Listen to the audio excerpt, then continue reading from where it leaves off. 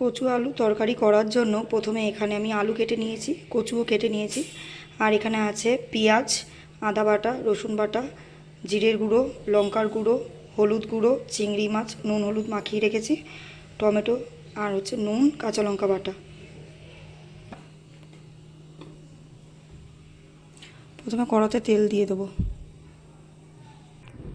তেল গরম হয়ে গেছে, আমি এর মধ্যে চিংড়ি মাছগুলো ভেজে নেব।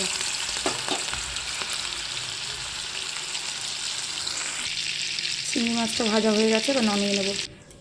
এবার আমি এই তেলের মধ্যে আলুগুলোকে দিয়ে ভেজে নেব।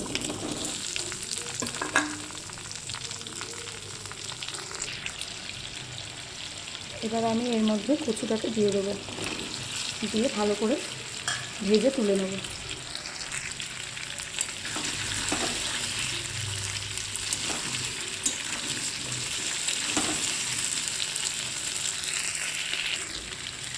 এর মধ্যে দিয়ে দেবো পরিমাণ মতো নুন,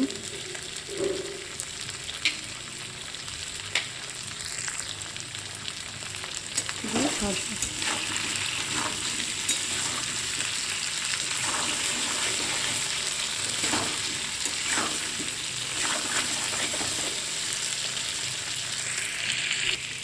ভালো করে আলু ও কচুটা ভাজা হয়ে গেছে, এবার আমি এটাকে নামিয়ে নেব। কড়াতে আমি তেল দিয়ে দিয়েছি, এবার পেঁয়াজগুলোকে ভেজে নেব।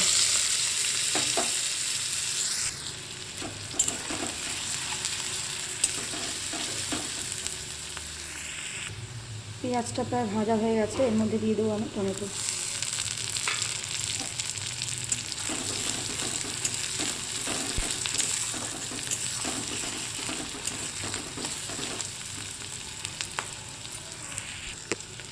এর মধ্যে দেবো জিরের গুঁড়ো 1 চামচ পরিমাণ,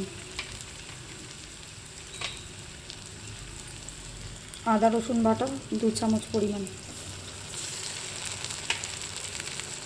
কাঁচা লঙ্কা বাটা 1 চামচ, লঙ্কার গুঁড়ো 1 চামচ, হলুদ গুঁড়ো 1 চামচ। এবার মশলাগুলোকে আমি ভালো করে কষিয়ে নেব।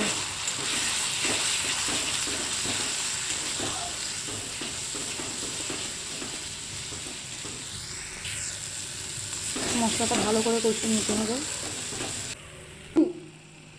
এবার আমি এর মধ্যে ভেজে রাখা কচু আর আলুটা দিয়ে দিলাম। ভালো করে এটাকে কষিয়ে নিতে হবে।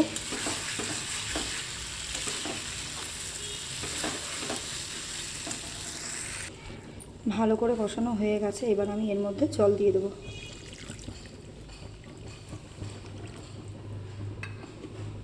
দিয়ে কিছুক্ষণ আমি এটাকে ঢাকা দিয়ে রেখে দেবো। এর মধ্যে আমি এবার ভেজে রাখা চিংড়ি মাছগুলো দিয়ে দেবো।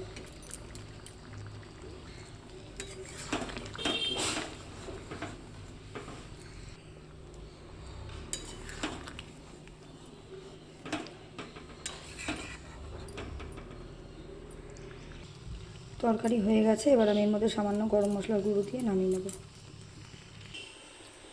কেমন লাগলো বন্ধুরা জানাবেন ভিডিওটি। ভালো লাগলে লাইক কমেন্ট শেয়ার করে সাবস্ক্রাইব করে পাশে থাকবেন।